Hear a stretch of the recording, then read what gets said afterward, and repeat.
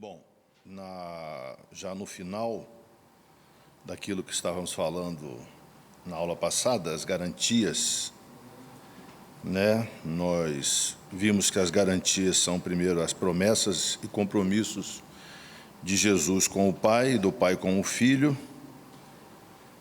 Também vimos a garantia do amor de Deus por nós. Vimos a garantia da fidelidade de Deus. Vejam vocês que as garantias não são da nossa parte, assim como a ação não é da nossa parte, é da parte de Deus, né? A nossa vitória não depende de nós, ela se dá por meio de Cristo. Por isso, Deus não muda de ideia e não se engana nem se arrepende. Eu comentei com vocês da quantidade de perguntas, né, que a gente tem nessa aula em especial, nessa temática em especial, porque, de fato, há uma forte tendência nossa a pensar que algo depende de nós, ao invés de ser uma reação àquilo que nós recebemos. E há também, já na aula de hoje, a garantia do projeto, do plano, da obra e coerência da parte de Deus. Filipenses 1:6. Alguém pode ler, por favor?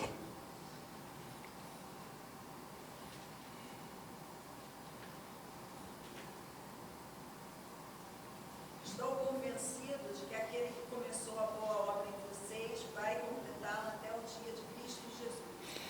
Então, é uma obra de Deus perfeita, total, complexa e completa, né?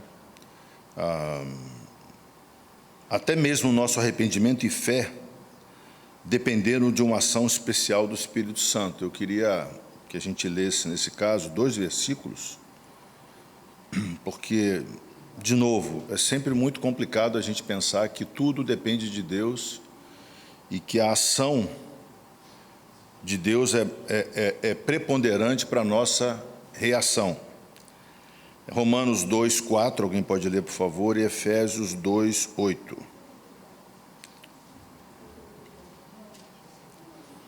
Romanos 2:4, Efésios 2:8. Você despreza a riqueza da bondade, da tolerância e da paciência de Deus, ignorando que a bondade de Deus é que leva você ao arrependimento? A bondade de Deus é que nos leva ao arrependimento. Não é o nosso arrependimento que leva a conhecer a bondade de Deus. Vejam que é um pouco diferente da nossa crendice popular do dia a dia, né, que dá aquela ideia de que nós é que damos o start em tudo. Efésios 2:8, por favor. Porque pela graça vocês são salvos, mediante a fé, e isto não vem de vocês. É um presente de Deus para nós, né? De novo, é obra de Deus perfeita, total, complexa e completa. Eu queria destacar aqui a palavra complexa, porque quando nós recebemos um tipo de informação ao longo de anos, né, e aprendemos, debatemos e conversamos sobre a perspectiva de que algo depende de nós, e você vê uma sociedade tão complexa, tão complicada, com tantas variações na vida, né? Você conhece alguém que serve a Deus, está sofrendo muito, e você fala, meu Deus, essa pessoa não merecia isso. É comum a gente pensar dessa maneira. Por outro lado, você também tem aqueles que você fala, poxa, se Jesus levasse, poderia melhorar alguns caminhos, algumas coisas da vida aí, né? Mas essa é mais uma maneira muito humana, na perspectiva humana, de fazer de ter uma compreensão sobre a vida cristã diferente daquilo que a Bíblia nos apresenta. Eu volto a dizer, repetindo a semana passada, que a gente recebe muita informação de tudo quanto é lado. A gente recebe muitas teologias diferentes, pedaços de teologias em fragmentos que chegam para nós e nós vamos fazendo a nossa captura e vamos formando o nosso sistema teológico, doutrinário. Quando a gente forma esse sistema teológico doutrinário, a gente usa, como tudo que o ser humano faz, também do seu histórico, da sua interpretação e da sua maneira de ver o mundo. Então, a sua maneira de ver o mundo, ela vai ditar a seleção de doutrinas e teologia que você vai colocar dentro de você.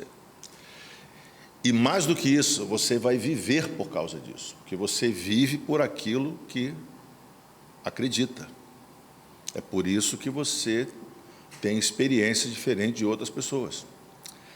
Então, a nós cabe, né, recorrer sempre à Bíblia para vermos o que realmente é a revelação de Deus, o que é a interpretação, colocação de homens. Não é o primeiro momento da história em que as pessoas acreditam diferente daquilo que a Bíblia diz. E não é um problema apenas de pessoas comuns que nunca estudaram teologia, que nunca fizeram aprofundamento doutrinário, né? Ao longo da história da igreja, vocês devem ter conhecimento das inúmeras vezes, infelizmente, que aquilo que se entendia como liderança da igreja destoava daquilo que a Bíblia colocava. Se você voltar lá para os apóstolos, você vê que eles tinham embates e debates sobre algumas questões de lei e graça, inclusive. Então, é muito comum a gente, diante de tanta complexidade de um mundo em que a gente recebe sobrecargas de informação e sobrecargas de doutrina e teologia, enquanto você antes tinha um livro, você tem hoje 20. Né? Eu me lembro que, do tempo de teologia sistemática, 40 anos atrás, a gente tinha talvez 3 livros de teologia sistemática, e o principal a gente usava espanhol ainda aqui, que era o do Berkhoff. Hoje você tem uma infinidade de livros de teologia sistemática com posicionamentos e com teologias, algumas vezes, variantes em determinados pontos, né? E, muito por causa disso tudo, dessa gama de superexposição, nós vamos construir nossa própria teologia com algum distanciamento em certos momentos e má compreensão daquilo que realmente a palavra de Deus está dizendo. Porque se não for assim, se não for obra de Deus perfeita, total, completa e complexa, e não dependesse de Deus, nós correríamos o risco de cair a qualquer momento. E nessa queda, perder aquilo que nos foi dado. Não vou nem dizer perder aquilo que conquistamos, porque muitas vezes, numa sociedade que é tão egocêntrica, individualista, individualizante, é comum pensarmos que tudo depende de nós, tudo nasce a partir de nós, acontece a partir de nós, e aí nós damos importância demais. É claro que na sua vivência e existência, no seu dia a dia, muito depende de você, mas no que diz respeito à salvação, é uma obra que depende de Deus. Então, a gente não pode ter a compreensão de que, nesse caso, é uma parceria, é uma decorrência, mas não é uma parceria. Não é que você faz 30%, Deus faz 70%. A salvação já é dada. A perseverança, é Ele que dá a você essa perseverança. E o que você faz realmente é reagir a tudo isso pela graça e ação do Espírito Santo. Então, é assim que, teologicamente, a gente pensa. Somos guardados por Deus para a salvação preparada desde a eternidade e só a nós revelada em nossos dias. Vamos agora para outra garantia, né? Que, para além da garantia do seu projeto, planos, obra e coerência, também há a garantia do seu poder. Primeira carta de Paulo a Timóteo 1,12. Se alguém puder ler também 4,18. A garantia, mais uma das garantias, é a garantia do poder de Deus. Dou graças a Cristo Jesus, nosso Senhor, que me fortaleceu e me considerou fiel, designando-me para o ministério. Toda a ação, mais uma vez, de Deus. 4,18. Alguém pode ler, por favor?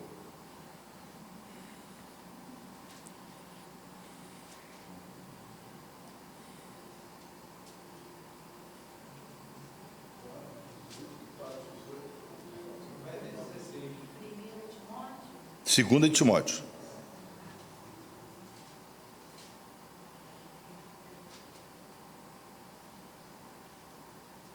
O Senhor me livrará também de toda obra maligna e me levará salvo para o seu reino celestial. A Ele, glória para todos sempre. Amém. Então, Ele nos salva, Ele nos guarda, Ele nos livra, nos preserva, e até mesmo os nossos pecados, que não foram e não são impedimento para que fôssemos chamados e escolhidos. Nem eles serão fortes o suficiente para vencer o poder de Deus. Mais uma garantia, a garantia do Espírito Santo, selo e penhor, Efésios 1, 13 e 14.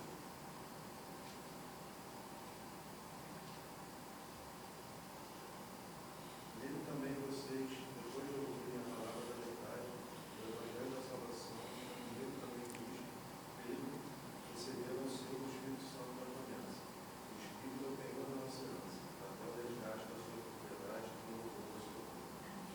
Ele é a garantia de posse, é a identidade, a autenticidade, propriedade. O Espírito Santo vem morar dentro de nós e somos templo, ele não sai e volta.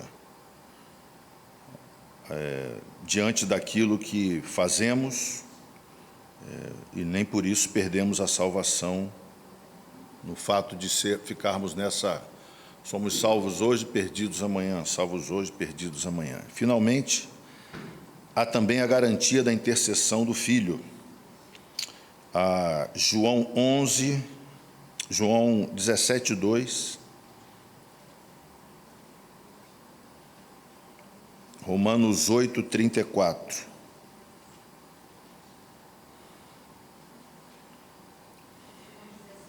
Dois. Pois me deste autoridade sobre toda a humanidade, para que conceda a vida eterna a todos os que me deste. Agora Romanos 8, 34. Quem nos condenará? É Cristo Jesus quem morreu, ou melhor, que ressuscitou, quem ressuscitou, o qual está à direita de Deus e também intercede por nós. Então, a intercessão do Filho é o que completa e complementa as garantias, né, que são reveladas em textos. E essas são 5 garantias, né? Vou repetir aqui: a garantia do seu amor, a garantia da sua fidelidade, a garantia do seu projeto, planos, obra e coerência, a garantia do seu poder e a garantia da intercessão do Filho. Quem é maior, nós e nossos pecados ou Jesus em seus méritos e poder? Será que as orações a nosso favor, de Cristo a nosso favor, ficariam sem resposta à intervenção dele? Será que já pensamos alguma vez que, ao admitirmos que poderemos perder a nossa salvação por causa dos nossos pecados, desmentimos tantos claros e fortes textos a respeito das garantias tão claras quanto essas que adotamos até aqui, ou que anotamos até aqui? Agora vamos aqui também abrir espaço para algumas objeções levantadas a essa doutrina. Basicamente são 3 aqui que são destacadas, mas seguramente há outras. Vamos começar lendo 1 de João 3, 6 e 9.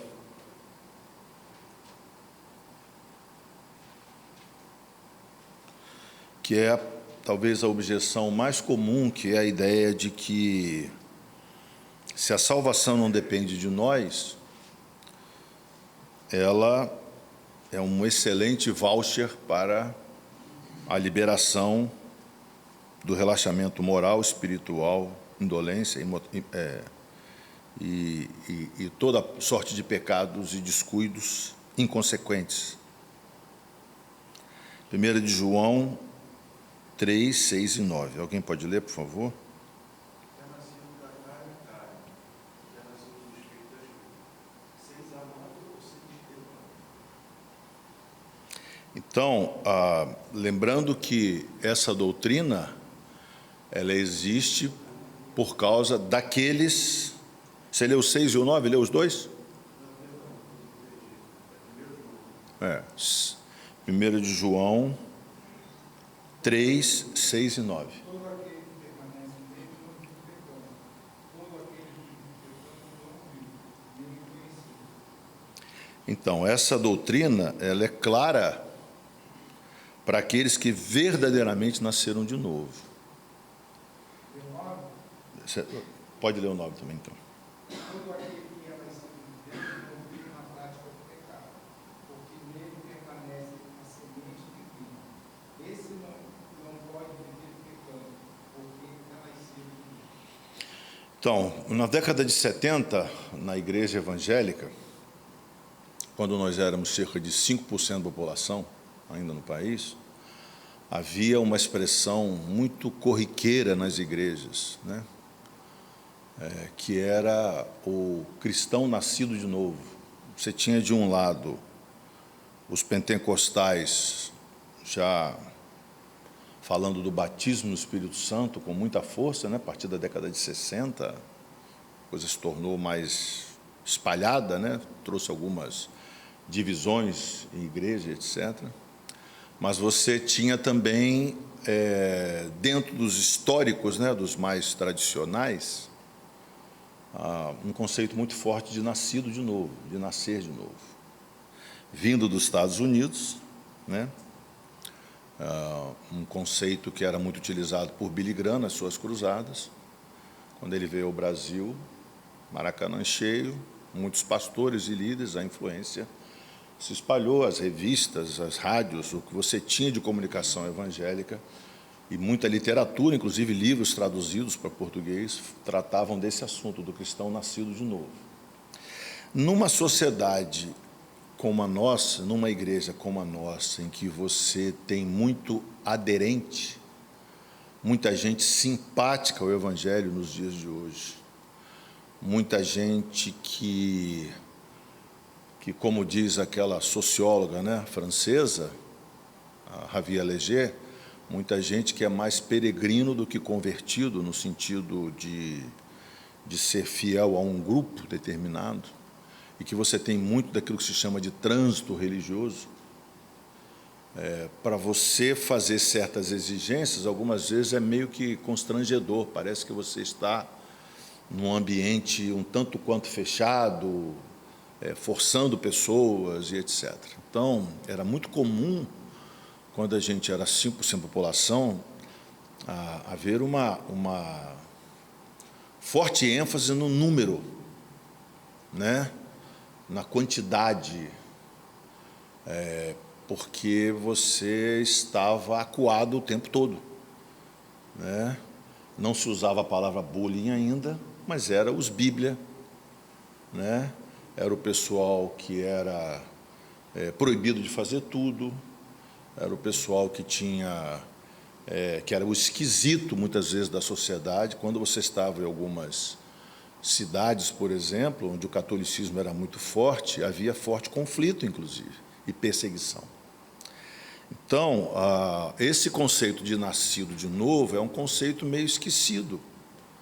É mais um dos conceitos que, como diz o Schaeffer, com o passar do tempo, a gente precisa recuperar alguns conceitos, algumas doutrinas, algumas teologias, né? Porque você vê que as pessoas acabam se esquecendo, você tem um monte de simpáticos, aderentes, adeptos, mas você, muitas vezes, não tem o compromisso genuíno da pessoa com a igreja e, obviamente, com o Evangelho.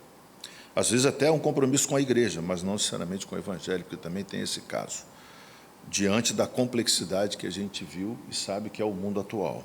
Então, hoje, o que você conta é a audiência aos cultos, muitas vezes. O culto está cheio, o culto está vazio, a sala está cheia, a sala está vazia. E isso, de alguma forma, para muita gente, simboliza o sucesso ou não do empreendimento salvífico. Acontece que, em termos bíblicos, não é assim que a contabilidade é feita, é diferente. Né? E talvez por isso a gente, trazendo muito dessa cultura aí da frequência, né, e não do comprometimento, a gente confunde um pouco algumas doutrinas. Então, aí você pensa que, muitas vezes, pessoas que transitaram por anos na igreja, se envolveram em projetos, em ministérios, e às vezes até no ministério, né, pastoral, vivem e se desviam e vivem como se nada tivesse acontecido. E aí você tem aí os versículos bíblicos que, de alguma maneira, posicionam em relação a isso. Tá? É claro que também é muito perigoso a gente começar a fazer aquela cadernetinha da salvação, né? De quem está salvo, quem não está, quem é a lista, né? Que é sempre dos outros, e nunca a gente se inclui na lista, ou quem a gente gosta, quem a gente ama, quem pensa como a gente, né? Então, mas é bom ter em mente de que biblicamente falando, essa é uma doutrina para aqueles que nasceram de novo. E você tem sinais, frutos daqueles que nasceram de novo. Volto a dizer, isso não quer dizer que a gente tem que ficar com a lupa caçando, né? Esses dias eu vi um teólogo fazendo o papel de secretário do Espírito Santo com um outro teólogo, né? Então, eu acho que é muito difícil tudo isso, né? A nós cabe orar e entender que essa é uma coisa que Deus é que vai definir e vai ter um dia de acerto de tudo isso. A outra objeção é Hebreus 2, 1. Alguém pode ler, por favor? E 3, Hebreus 3, 6 e 14 também.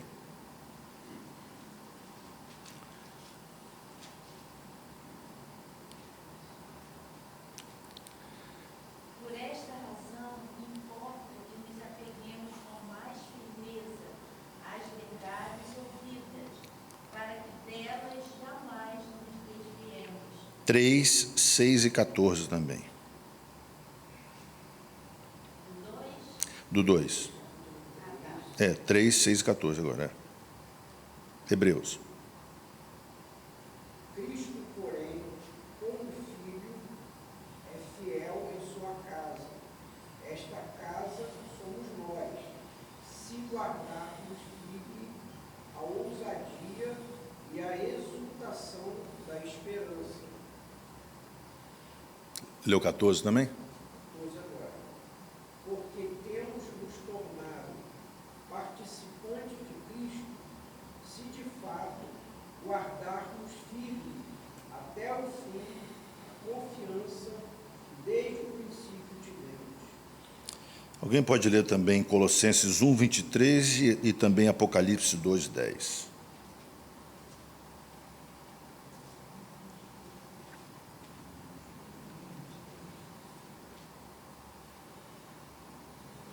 Desde que continuem alicerçados e firmes na fé, sem se afastarem da esperança do Evangelho que vocês ouviram e que tem sido proclamado a todos os que estão debaixo do céu. Esse é o Evangelho do qual eu, Paulo, me tornei ministro. Apocalipse 2, 10.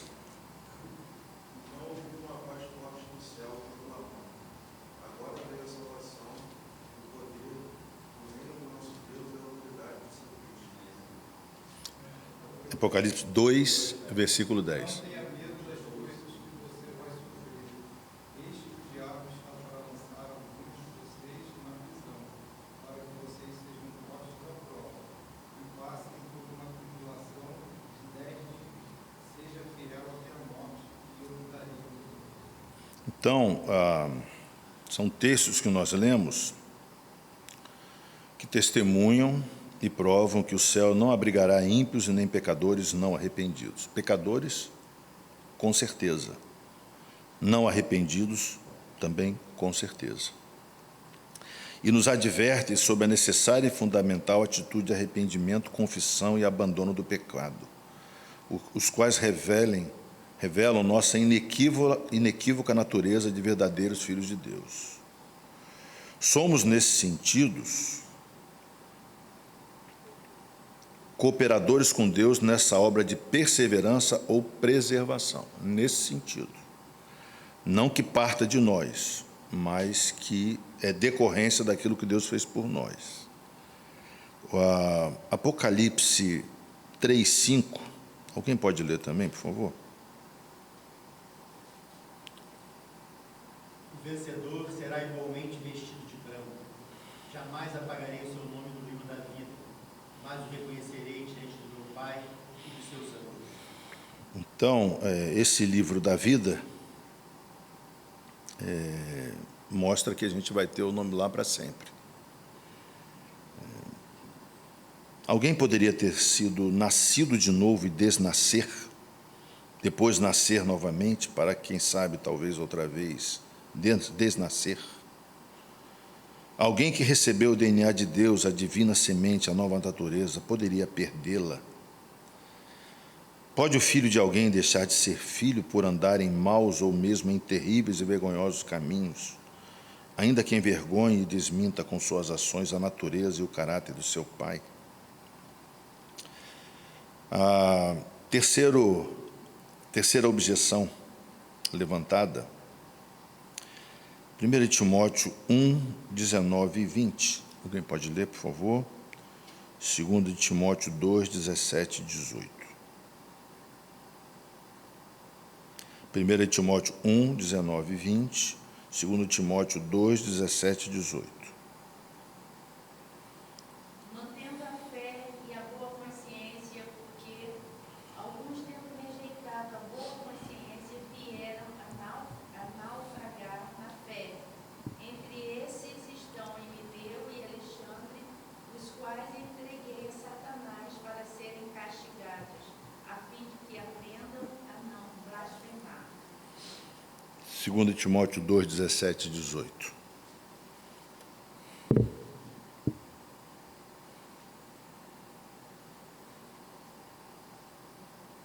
Além disso, a linguagem deles corrói como câncer. Entre esses estão Himeneu e Fileto, que se desviaram da verdade, dizendo que a ressurreição já aconteceu. Estão pervertendo alguns em sua fé. Então, de novo, é muito comum a gente fazer emissão de juízo, e de juízo no sentido mais literal da palavra, né? De determinar aquilo que vai acontecer com alguém.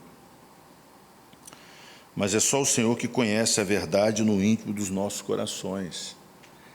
E esses textos que relatam os casos reais de apostasia, você vai ver em outros lugares da Bíblia, né? Aqui Ângelo selecionou bastante coisa do Novo Testamento, mas você tem também no Antigo Testamento alguns casos, né? Ou vários casos. Saíram de nós, aqui há uma outra objeção, né? Saíram de entre nós porque não eram dos nossos. Terem se perdido evidencia que não era dos nossos. Mateus 7, 21 a 23. Alguém pode ler, por favor? Depois, alguém pode ler Romanos 9, 6 e Apocalipse 3, 1.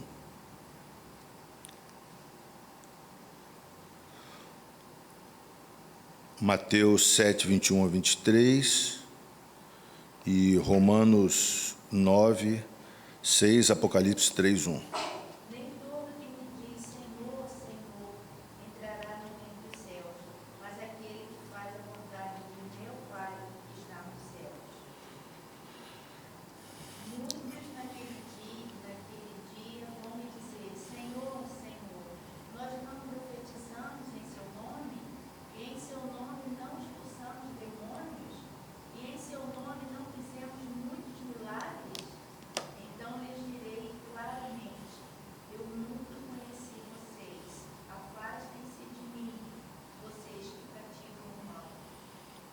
Romanos 9:6, Apocalipse 3:1. E não pensemos que a palavra de Deus haja falhado, porque nem todos os de Israel são de fato israelitas. Apocalipse 3:1. Ao anjo da igreja em Sardes, escreva: estas são as palavras daquele que tem os 7 espíritos de Deus e as 7 estrelas. Conheço as suas obras, você tem fama de estar vivo, mas está morto. Só os que perseverarem, os que perseveram até o fim, evidenciam que são verdadeiramente nascidos de novo. E só os que verdadeiramente nasceram de novo perseveram até o fim. João 8:31, 1 de João 3:24. Alguém lê, por favor. João 8:31, 1 de João 3:24. Então Jesus disse aos judeus que haviam crido nele: se vocês permanecerem na minha palavra, são verdadeiramente meus discípulos. Conhecerão a verdade e a verdade os libertará. 1 de João 3:24. Todos aqueles que obedecem aos seus mandamentos, Deus permanece. E ele nele. E assim conhecemos que Deus permanece em nós, pelo Espírito que nos proporciona. Bom, de fato, essa é uma doutrina um tanto quanto complexa, né? Complexa porque, para nós, algumas vezes, é comum fazer julgamentos premeditados e pensar: essa pessoa não está salva, essa pessoa não nasceu de novo. Ela é também complexa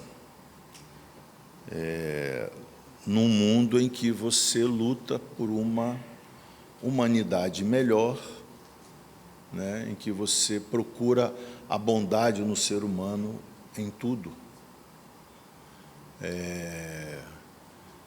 Há um forte debate na sociedade sobre a bondade do ser humano o tempo todo, né? Nós acreditamos, vamos pensar aqui nas áreas que nós lidamos no dia a dia, e vamos ver como é que isso influencia toda a nossa experiência de vida. Uma das coisas piores que pode acontecer para o ser humano é uma traição. A traição é um tipo de sentimento que derruba, desmotiva, frustra e nos deixa perplexos com alguém ou com algumas pessoas que achávamos que conhecíamos. E aí você tem vários níveis de traição. Mas ainda assim, se você considerar que a gente no fundo acredita que a educação melhora as pessoas, que essa sociedade moderna é uma sociedade melhor do que as sociedades anteriores, né? Ou que algumas sociedades anteriores, né? E aí se fala de era das trevas, falava-se dos selvagens, falava-se dos bárbaros, falava-se de determinados grupos que eram colocados como grupos de desenvolvimento inferior no que diz respeito à forma de lidar com outros humanos, e às vezes até consigo mesmo. Mas a traição, ela continua aí de todos os lados. A decepção continua de todos os lados. A gente espera muito do ser humano, espera muito dos outros, nós, né? Eu espero muito dos outros, possivelmente espero menos de mim do que deveria. Então, você, quando percebe que uma sociedade tem altas expectativas do ser humano, entendendo que esse ser humano tem algo a mais a entregar, ou algo mais a entregar, é frustrante você perceber que o Deus da Bíblia é um Deus que vai fazer acertos de conta. Que está todo mundo tentando, está todo mundo lutando, está todo mundo querendo supostamente o bem, está todo mundo nessa mesma vibe, né, de melhorar, de chegar próximo, né? Aí é sempre difícil entrar em questões do tipo quem é salvo e quem não é salvo, porque a suposta bondade humana, ela tenta compreender que todos são bons, consequentemente todos seriam salvos. É muito difícil, muito complicado pensar em um Deus que toma para si a responsabilidade do mundo que Ele mesmo criou. Porque também nós entendemos, essa é outra questão social que nos influencia no que pensamos, nós entendemos que nós somos os senhores do nosso próprio destino. Já ouviram essa expressão muito usada na sociedade atual, né? Somos senhores do nosso próprio destino. E essa era a proposta mesmo. A proposta era que uma sociedade moderna, ela fosse senhora do seu próprio destino. Acontece que as experiências recentes, vamos pensar que nos últimos 100 anos, dessa sociedade moderna, que já é moderna muito mais do que isso, têm sido tão equívocas, equivocadas, danosas, assassinas, quanto qualquer outra sociedade. Então, para nós, é sempre difícil para alguém que quer o bem dos outros pensar que em determinado momento vai haver um juízo, vai haver um acerto de conta da parte de Deus e que Ele faz os planos e mantém e cumpre seus planos. Então, é comum para o cristão, e até eu entendo que, em certo sentido, é uma atitude responsiva nobre de você querer que todos sejam salvos. Acontece, o meu orientador de doutorado, ele era um teólogo coreano, e é universalista, e uma pessoa muito boa, muito graciosa, tive ótimo relacionamento com ele, ainda tenho, e ele é uma das pessoas que acreditava dessa maneira, né? Católico, universalista, porque não tem nada a ver com a Igreja Universal. Alguém pode pensar, universalista é aquele que, em termos gerais, em um breve, sucinto e superficial, uma breve definição, é aquele que acredita que todos serão salvos, que no final Deus vai dizer, olha, aquilo tudo foi para ver o que melhorava naquela sociedade, a coisa estava meio feia, eu já tinha mandado dilúvio, já tinha feito um monte de coisa, e agora vai todo mundo passar na prova. Está tudo liberado, está todo mundo liberado. Deus de amor não pode condenar ninguém, o pecado ao inferno, à terra. Vejam, é um pensamento nobre, mas não é um pensamento bíblico.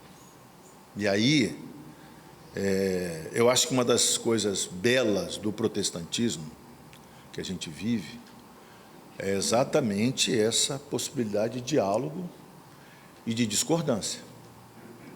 No entanto, os textos bíblicos apontam para algo muito bem definido, muito claro, em variados textos, né? Para quem leu a apostila, não só nesse tema, mas nos outros temas, eu entendi que ia ser distribuído, inclusive, hoje de manhã, né? Impresso. Entendi até que porque foi impressa sexta-feira, deve ter dado algum atraso aí. Peço desculpas em nome do comitê.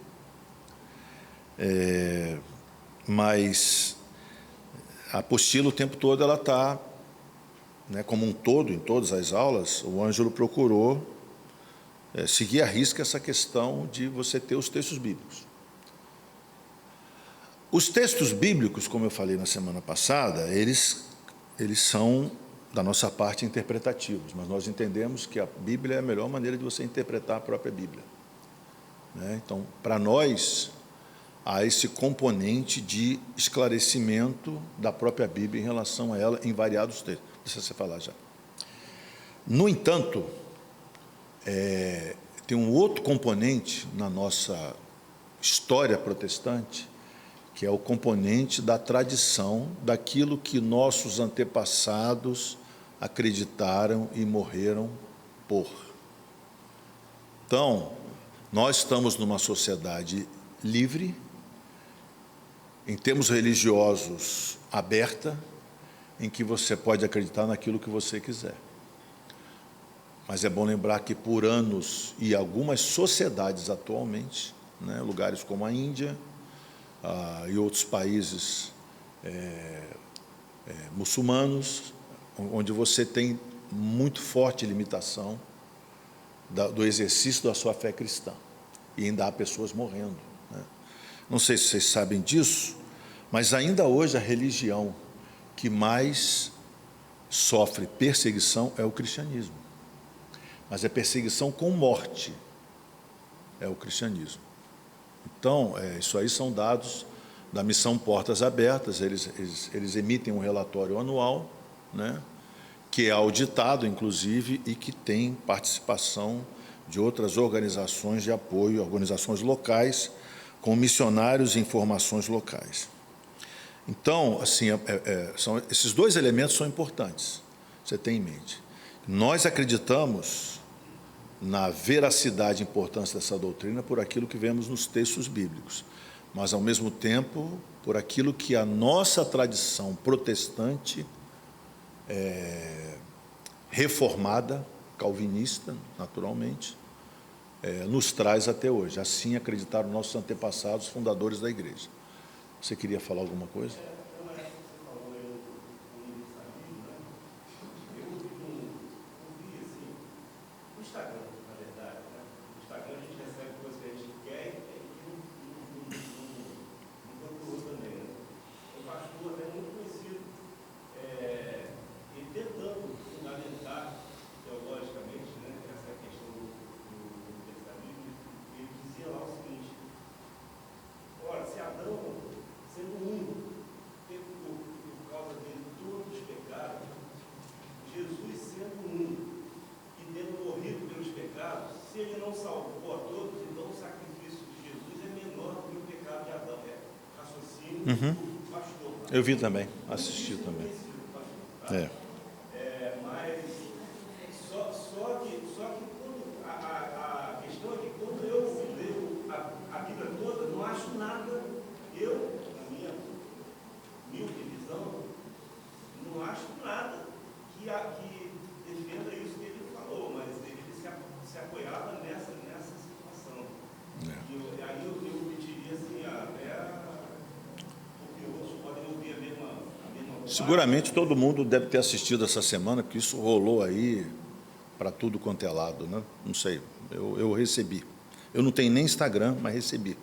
Alguém fez um recorte lá e postou, me mandou pelo WhatsApp, né, que você tenta fugir do Instagram. Eu não tenho Instagram, Facebook, Twitter, como é que chama aquele outro lá? TikTok, não tenho nada de... Hoje me mandaram outro que eu não conhecia, que eu até esqueci o nome lá, que começa com R, um outro nome, é outro negócio. Mas assim, na minha fala, assim, porque essas coisas ficam que nem uma... vai repassando, né? Olha, vamos lá. Alguns cuidados sobre a internet. Primeiro cuidado são os recortes. Então, às vezes, tem um recorte, não estou dizendo que seja esse caso, tá? Mas tem muito caso de mensagem que você recebe um recorte do que o cara falou e do pensamento completo dele, ele deixou esclarecido. Esse é um ponto. Segundo caso, que é o mais preocupante atualmente, é a inteligência artificial. Porque ela pode colocar você falando uma coisa que você não falou. E pode mesmo. Não é nenhuma brincadeira. Vocês devem já ter recebido alguns memes aí de Putin abraçando Zelensky, tomando um vinho juntos, celebrando o Natal, celebrando não sei o quê, parará, parará, e etc., né? Então, algumas coisas que a gente até gostaria que fosse verdade, né? Então, é preciso ter cuidado com essas duas coisas. Sobre o que ele falou, se o que ele falou é aquilo mesmo, se está no contexto correto, aí é uma questão de responsabilidade dele com todo mundo que vai ouvir, né? Porque seguramente pessoas mais maduras, com mais sustentação teológica, com mais preparo teológico, com mais leitura bíblica, né, gente? Porque olha só, alguns esportes você pode fazer sem ter o devido treinamento, sem ter um treinamento mais específico por causa dos envolvimentos musculares e desenvolvimentos musculares, etc. E físicos. Outros, talvez você possa fazer com mais liberdade, um frescobol ali, um ping-pong. Alguém aqui fez curso de ping-pong já? Nós temos os melhores jogadores do mundo, não acredito que tenha escola de treinamento de ping-pong esteja, né? Já o tênis e alguns outros esportes, corrida, se você não fizer um treinamento adequado, você pode se arrebentar. Mas a gente acha que na teologia, a gente já nasceu para isso. A gente acha que nasceu, todo cristão é um teólogo, e é, em certo sentido, né? E acha que lendo a Bíblia uma vez por semana, ou lendo de vez em quando, ou lendo caixinha de promessa, um boxzinho daquele por dia, que agora deve estar em aplicativo digital, né? Possivelmente, que você ali vai dizer, não, olha, aquilo ali, essa é minha doutrina, eu penso assim. Tem um outro componente, que é o componente dos pares, das tribos, das bolhas, né? Você lê aquilo que todo mundo igual você lê. Lê as mesmas doutrinas, os mesmos autores, o mesmo grupo, pensa igual, assiste os mesmos caras, etc. Então, é muito comum a gente ter interpretações da Bíblia por leituras rasas e superficiais. Mas eu quero dizer para vocês que isso também pode acontecer com pastores ao longo dos anos. Por mais triste que pareça, pode acontecer com pastores, não estou dizendo que é o caso dessa pessoa. E seguramente quem não viu o vídeo ainda vai procurar para ouvir o vídeo essa semana, porque, né, está publicado, digamos assim. Está publicado, amigo. Agora tem que recolher. Recolher na internet, eu vou te dizer que é, até onde eu sei, praticamente impossível. Então, o que acontece é que muitos pastores, muitos líderes, muitos pregadores, eles vão a público e falam aquilo que eles acreditam, porque você tem um momento do discurso. Olha só, não se esqueçam de que quando você publica um livro, você tem uma equipe de pessoas que revisa, corrige, comenta, critica e etc. Então, o seu pensamento é posto à prova por um grupo. Quando você está na academia, você é não academia de ginástica, mas numa universidade, que você é um professor universitário, que você levanta uma hipótese, você defende uma tese, uma dissertação de alguma coisa, você vai ser questionado por outros. Numa banca, né? 5 dando pancada em 1, e um segundo ali tentando defender com a tese. 3 dando pancada em 1, e um outro ali tentando ajudar, que é o seu orientador. Quando você escreve artigo científico, esse então é paulada para tudo quanto é lado. Você escreveu, gente do mundo inteiro vai te criticar. Daí a beleza da ciência. Na pregação, gravada e reproduzida, o que você tem? O livre espaço da expressão. Então, o que acontece com alguns pregadores é que eles falam e depois vem enormes consequências para eles mesmos, né? Mas, sem dúvida, acho que é uma questão importante. Eu venho estudando esse assunto de religião na internet, tem um grupo de pesquisa de 15 estudiosos sobre o assunto, e o que a gente sempre diz, a internet ela tem uma coisa impressionante, que é a inconsequência de quem escreve e publica lá. Isso em todas as áreas. É a inconsequência, é a capacidade de você não perceber até onde vai e quem vai ler. Porque eu acho que o pensamento destoante, a igreja evangélica, a igreja protestante, sempre aceitou o pensamento destoante e discutiu. Você tem ambientes em que ele é inquestionável, realmente é bloqueado, né? Mas no final da história acaba debatendo. Vou dar um exemplo clássico: o Espírito Santo na década de 60. O pau quebrou, dividiu a igreja. Hoje já não é mais um assunto problemático, inclusive para as igrejas históricas. Nas igrejas pentecostais, quando era dito que a letra mata e o Espírito vivifica, se fugia do ensino bíblico teológico, porque era coisa dos gelados, do sorveteriano e etc. Hoje, a escola bíblica dominical, pelo menos a editora da escola dominical mais forte do Brasil, com a maior quantidade de alunos, de revistas vendidas, ainda tem aquela revistinha ainda, dos tempos de outrora, e de todo o material de ensino é a editora da Assembleia de Deus. Então, há uma certa inconsequência de quem solta qualquer coisa pela internet. E há uma incapacidade de entender o público que vai ler. Volto a dizer, o público maduro vai digerir, vai discutir, vai vir para a escola dominical, vai trazer, o professor Ângelo vai explicar já já essa pergunta sua, por exemplo, essa colocação, na verdade, dele, né? Mas, e a rapaziada que não vem? E a garotada que está com dúvida? E a garotada que está em formação? A grande questão é essa. Então, a gente sempre se preocupa com a garotada que está em formação. Eu não me preocupo com quem já está na escola dominical há 10, 20, 30 anos. Me preocupo com um garoto de 16, 14, 15 anos, né?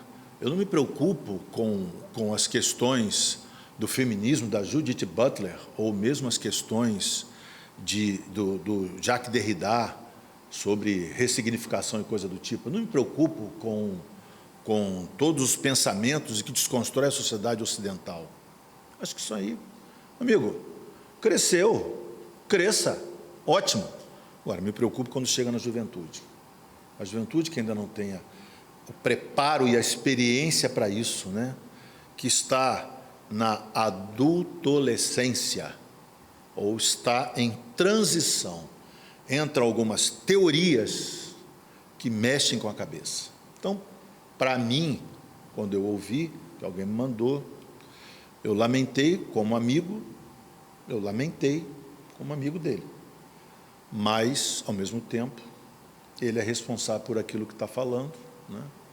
Então, e não é a primeira vez que tem assuntos polêmicos, né, que essa pessoa se envolve, e as consequências depois são ruins para ele, né, e para a família também. Então, aí é uma questão um pouco mais complicada. Ângelo, vamos dar uma clareada nessa questão, por exemplo. Acho que a gente pode... Você assistiu, porque eu mandei para você, né? Assisti. Então, aí você pode até aproveitar e falar um pouco. Antes de falar no tema, eu coloquei ali meu número de celular, porque eu acabei de receber aqui do pastor Davi que as apostilas que estavam previstas para serem entregues na sexta e hoje entregues a cada aluno, a gráfica atrasou e só vai entregar na segunda. Para não deixar vocês privados dessa aula, que já é a segunda e vai se encerrar hoje, eu quero me comprometer, aqueles que mandarem uma mensagem para o meu celular, hoje ainda eu envio o PDF da apostila dessas duas aulas, que está na apostila que vocês vão receber domingo que vem. Mas só para aproveitar o assunto ainda quentinho, e vocês podem, essa semana, digerirem com mais frescor na mente o tema, digerirem e consultar os textos, né? A aula passada e a aula de hoje, essa temática é uma temática rica e abundante em textos bíblicos. E eu sempre tenho dito aos irmãos, os irmãos são testemunhas disso, que as nossas palavras, as nossas opiniões só têm sentido, valor, se verdadeiramente embasadas no texto. De maneira que é fundamental que vocês vão ao texto. Aqueles que não quiserem esperar até domingo que vem a apostila e quiserem... Pressa, né? Isso, impressa. E quiserem ainda essa semana, hoje, depois do almoço, né, aquele pós-almoço gostoso, pegar a apostila, o texto e começarem a ler, manda um oi ali no meu WhatsApp, e aí eu vou enviando o PDF da apostila das aulas de domingo passado e nessa de hoje para vocês, tá bom?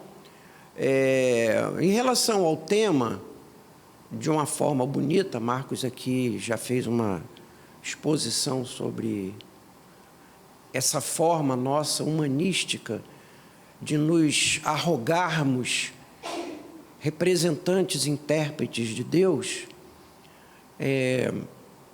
A palavra de Deus nos diz, mais de uma vez, que a mente de Deus não é a mente humana. Os pensamentos de Deus não são os nossos pensamentos. Os propósitos de Deus não são os nossos propósitos. Já falamos sobre isso quando falamos sobre eleição. Já falamos sobre isso quando demos a aula de predestinação. Nossa vontade, na nossa mente, é que todos se salvem. E até um texto bíblico muito bem lembrado, que Deus quer que todos sejam salvos. Mas já falamos sobre a vontade de Deus, já falamos sobre os planos de Deus, os projetos de Deus, já falamos sobre a vontade de Deus preceptiva e a vontade declarativa de Deus, ou seja, há algo que está no coração de Deus e há algo que Deus verdadeiramente decreta que aconteça por causa de seus planos e projetos. Na vontade definida do caráter de Deus, todos os homens seriam salvos, ninguém se perderia. Mas por um decreto seu, de acordo com seus planos e projetos, ele elege apenas alguns. Esse foi o assunto que já passamos por ele no semestre passado, e está na apostila. Eu acho que não cabe aqui, não vamos voltar a falar sobre eleição e predestinação, que basicamente é o que está colocado nessa posição sobre a salvação, a cruz ser abrangente, ampla, total e restrita, de todos serem salvos pela morte de Cristo. Ocorre que o próprio Jesus diz: todo aquele que o Pai me der, esse virá a mim. E o que vier a mim, de modo algum lançarei fora. E há outros textos que os irmãos conhecem bem. Então, quando a gente começa a debater como se nós fôssemos, o nosso intelecto e a nossa lógica fosse o intelecto e a lógica de Deus, não nos elevamos a Deus, mas rebaixamos Deus à nossa pequena altura. E é isso que a gente tem que estar atento. Eu sou muito legal, eu sou muito bom, eu sou muito inteligente, e se Deus não fez assim, problema dele, devia ter feito, porque ele tinha que fazer assim. A lógica diz que ninguém devia morrer, que o inferno não devia existir. No certo, todo mundo devia ser salvo, não é? Então, assim, no certo, na nossa mente humana. E a nossa mente humana nos levou aonde estamos, ao estado em que vivemos e a esse mundo que temos. Se nós achamos que está bom assim, só que Deus não acha que está bom assim. E na vontade de Deus, nos planos e projetos de Deus, as coisas são muito diferentes, e nos seus projetos, nos seus planos, Ele decide, Ele escolhe, Ele elege, o plano é dele, o projeto é dele, e aqueles que serão salvos Ele decide e já decidiu. Quer eu aceite, quer eu não aceite. Quer eu entenda, quer eu não entenda. Porém, a minha mente e o meu entendimento são um grão de areia no mar, onde é a mente de Deus. E eu querer, como um grão, julgar e decidir pela mente eterna e infinita de Deus, acho que é muita ousadia, acho que é querer demais e pensar demais a respeito de mim mesmo. Aliás, é outro texto que fala que não devemos pensar de nós além do que convém e além do que verdadeiramente somos.